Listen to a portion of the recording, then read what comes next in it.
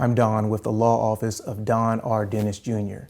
My office helps businesses that are involved in complex business deals. The issue is this: when you sign an agreement, are there adequate protections to help you in the event things don't go as planned? And do you comprehensively understand all the terms in the agreement?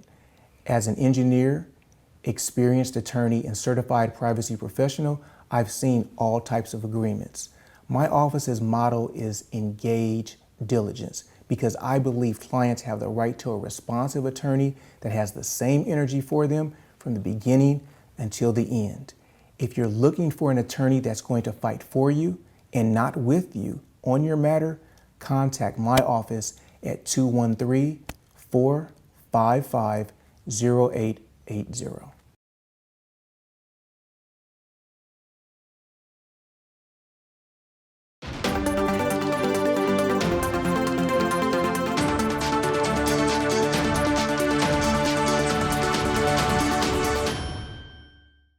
Yes, welcome back to the African Diaspora News channel.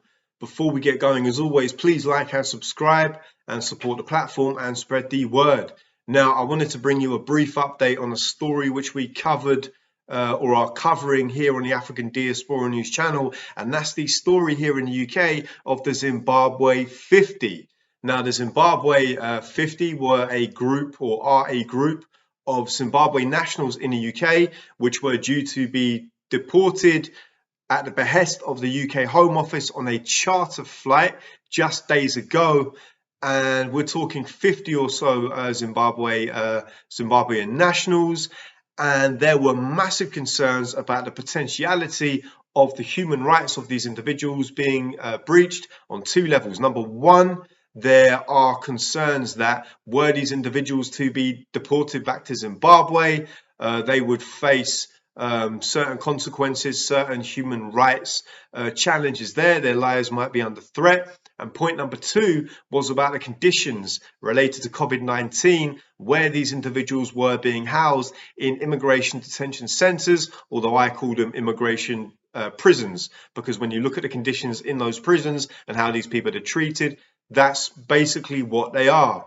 Now, we've heard that although 50 Zimbabwean nationals were due to be deported in recent days, we've now heard that only a quarter of those nationals were actually deported in the end result back to Zimbabwe. So because of last minute high court interventions, because of lawyers working around the clock, highlighting to judges and to courts the human rights breaches that these individuals were facing, like I say, most of these individuals, luckily, thank God, got pulled off of the plane because of the last minute legal challenges. Now, what we should say also is that the media and of course the Home Office always emphasize the more serious crimes of those who are due to be deported. But what they don't do, what the racist media does not do, and what the racist government policies do not reflect, are the fact that many or most of the individuals on these planes actually have been living in the UK for decades, oftentimes have already served the penalty for the crimes they've committed. And it's only because of recent Home Office regulations and rules which have been changed in recent years that their crimes have been revisited, and now the government has found a so-called reason for them to be deported. But so many of these people have not only already served their penalties, actually we have learned that many of the crimes which have been committed are actually minor crimes. We've heard about people being deported for traffic offences and traffic violations. We've heard of people that were planned to be deported who have lived in the UK for decades, working, paying taxes, what have you, very much here involved in life in the country. And critically, we know that many of those who were due to be forcibly deported actually had children born here in the UK. And so, of course, there's a wider question about the rights of children who are UK-born citizens to have their parents remaining in the country. Now, what we're seeing now is that, of course, the Home Office has come under fire, because the Home Office actually, this was the first mass deportation to Zimbabwe, which was planned in many years. Apparently the government has got more mass deportation charter planes scheduled. And by the way, not just for people from Zimbabwe nationals, we're talking people from Jamaica, people from across the Caribbean. And actually, so racist are these government policies being characterized by, lawyers and legal experts are characterizing these policies are racist because of who these policies are targeting. But actually now there's fears among pretty much all migrant communities who even live here legally or otherwise. There's fears that regardless of your status, regardless of your contributions, regardless of if you've got family born here, you might just be rounded up in a plane because of some obscure Home Office rule, which is new, or the Home Office just makes a mistake. We learned with the Windrush scandal, there were people having their front doors in their houses kicked in at 2 a.m., 3 a.m. in the morning, and people being shuttled off into immigration prisons who had every right to be here. They were here legally, and it was Home Office errors. The Home Office, destroyed many of the landing cards for the Windrush generation, but the Home Office also failed to give many of those deported from the subsequent generations a fair day in court, a fair chance to have a real legal representation. We know that the Home Office failed to look at the human rights of many of those being deported. And so the question here really, with regard to the flight which just took place, and we believe about 13 of the 50 that were scheduled to be deported were actually deported. The question really is this: why did it take the work of a group of lawyers and legal experts for these people to get pulled off of the plane? Why is the UK Home Office not doing its job? Because Britain, and especially the government, love to brand themselves as being, a government of a fair and free and just democracy. But if that's the case, then why are the government resources not being poured in to looking at the individual cases of these people with a fine-tooth comb and a magnifying glass? These people are human beings at the end of the day. They have as much right to have a fair hearing and a fair trial as everyone. And the fact so many of these people got pulled off of the deportation flight at the last minute sort of reflects an utter failure of the government amid all of these accusations of the policies which led to these planned deportations being deeply and inherently racist. This is how many people view it. Priti Patel is the current Home Secretary here in the UK, and I'll choose my words carefully, but I can tell you, many people view her as the brown face of a deeply racist system, implementing policies which, if not by design, are just racist in the fact that these policies are targeting black and non-white people.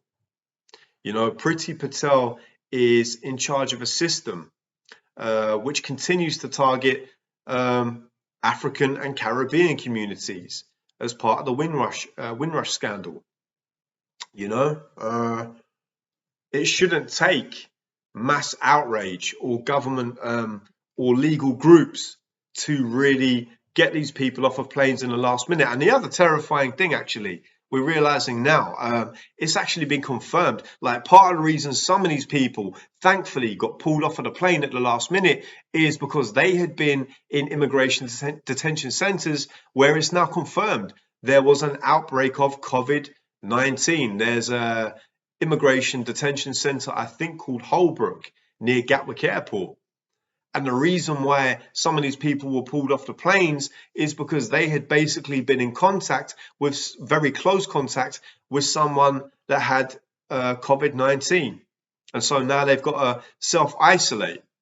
One of the legal firms which was one of the legal firms which managed to get someone pulled off this plane has actually said, you know, the other people due to be deported should also get a day in court and should be able to reference this case. The case of this person being pulled off should be able to potentially set a precedent.